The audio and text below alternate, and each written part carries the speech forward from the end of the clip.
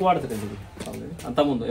ఇప్పుడు మనం వాడుతున్నారు దాన్ని దాని గురించి మొత్తం మర్చిపోయారు దాన్ని బండ్లకు అని ఏం చెట్టు అది ఆయన చెట్టు అంటారు దాన్ని ఎట్ల బండ్లకు మామూలుగా ప్లస్ ఇళ్ళలో దీపాలు కూడా ముట్టించుకున్న వాళ్ళము అప్పుడు ప్లస్ నెత్తి కూడా పెట్టుకుంటారు అంటే ఈటు ఉన్న వాళ్ళకు కూలింగ్ కోసం అని బాడీ మొత్తం రాకుందరు కాళ్ళు పగిలిన కాళ్ళకు వాడుదురు ఇప్పుడు తోలు చెప్పులు చేయించుకుని కూడా తోలు చెప్పులు కూడా ఆయన నానబెట్టి వేసుకుంది కూలి కోసం ఎండాకాలం పూట కూలింగ్ కోసం అయినా మన ఈటు ఉండకుండా ఈటు పోవడానికి అని దీనికి ప్రాముఖ్యత అంతా ఉంది కానీ ఇప్పుడు రానైతే అసలు ఎవరు వేస్తలేరు మొత్తం అంతరించిపోయింది కూడా ఇప్పుడు నేనైతే ఎన్నో ఏళ్ళ తర్వాత ఇప్పుడు చూస్తాను రామదక్ష దాదాపు దీనికి ఒక గోల కిలో హిసాబ్ వస్తుంది మంచిగా పండుద్ది మంచిగా పండుద్ది ఇది కాయలు అవి కాయలు అది కాయలు ఇది కాయ ఇది ఇది కాయ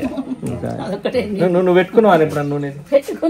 కూడా పెట్టుకుందరు మన ఆయిల్ ఇప్పుడు కొబ్బరి నూనె ఎట్లా వాడుతున్నారు అట్లా వాడుతారు జీడి గింజలు ఎల్లిగడ్డ అవన్నీ వేసుకొని పెట్టుకుంటారు వాడకు చల్లగా తలనొప్పి నాకు ఇప్పుడు తలనొప్పి కూడా కళ్ళకి అద్దాలు లేవు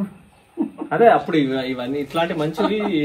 ఇంకోటి ఏంటంటే ఇవంతా కూడా ఏంటంటే మందులతో వండేటి కాదు ఇప్పుడు మందులతో వండేటికి కొబ్బరి నూనెలు కానీ అంత కెమికల్స్ వాడేది కాబట్టి ఇంటికి తెల్లబడుతుంది కాబట్టి వాడిన రోజులు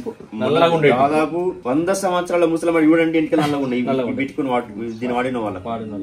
పుట్టిన తెలిసే కదండి ముసలి నల్లగా చచ్చిపోయేదంట ఎంటికలు కానీ అంటే మనకి ఇట్లాంటిది అదే ఇప్పుడు ఏంది ఇప్పుడు అంతా కూడా మందులతో కెమికల్ తో పండిస్తున్నారు ఇవి కెమికల్ లేకుండా మా స్వచ్ఛతంగా అదే పెరుగుతాయి అవి మామూలుగా అంటే ఎకరాల ఇస్తారు అప్పుడు ఆముదం మొత్తం తెంపేది దాన్ని మళ్ళా బండల మీద వేసి మొత్తం కొట్టేటోళ్ళు గింజలు వెళ్ళేటి ఆ గింజలు మామూలుగా గానుకు తీసుకొని గానుకు పట్టేటోళ్ళు గాను కూడా గానుగు తక్కువ మేము పట్టి గానుగుతో వాటి చూడలే మా ఇంటి దగ్గర దాన్ని దంచాలి ఉడకబెట్టాలి ఇత్తులను ఉడకబెట్టిన తర్వాత ఎండ పోసి రోడ్లో పోసి దంచిన తర్వాత ఉడకబెడుతుంటే నీళ్ళలో పోసి ఉడకబెడితే నీళ్ళ మీద తేలుతుండే తీస్తుంటే అది ఇప్పుడు అర్థమైంది మళ్ళీ దాని పిప్పిని ఏం చేస్తారు పాడేసి తింటాయి ఎట్లు తినాయి తినాయి బట్టలు పీట్లు బుక్తున్నాయి కానీ పెట్రోల్ వాసన వస్తుండే అది నాకు గుర్తు